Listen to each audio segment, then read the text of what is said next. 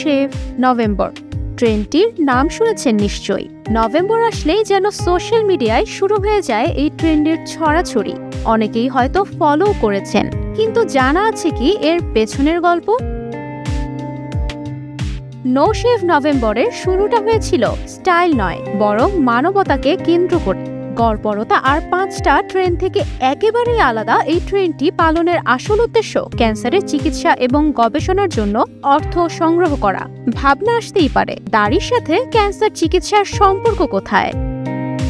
2007 সালে যুক্তরাষ্ট্রের শিকাগোল্যান্ডের বাসিন্দা ম্যাথিউ হিল কোলন ক্যান্সারে আক্রান্ত হয়ে মারা যান। এই ক্যান্সার সাধারণত পুরুষদেরই হয় বেশি, আর সে সময়ে কোলন ক্যান্সারের চিকিৎসা আর গবেষণার অগ্রগতিও ছিল বেশ কম।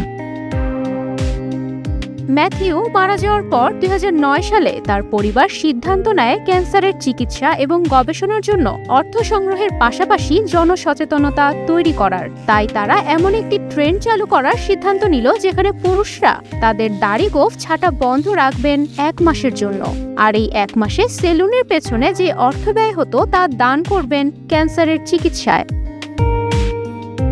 শিকাগোল্যান্ডের সেই পরিবার নো শেভ নভেম্বর নামে একটি অনলাইন ভিত্তিক অলাভজনক সংস্থা তৈরি করেন, যেখানে 1 মাস সেলুনে না গিয়ে জমাকৃত অর্থ দান করা যায় ক্যান্সারের চিকিৎসায়। সংস্থাটির ওয়েবসাইট থেকে t-shirt, wristband, tote bag, cap ক্রয় করলেও সেই অর্থ জমা হবে তাদের তহবিলে।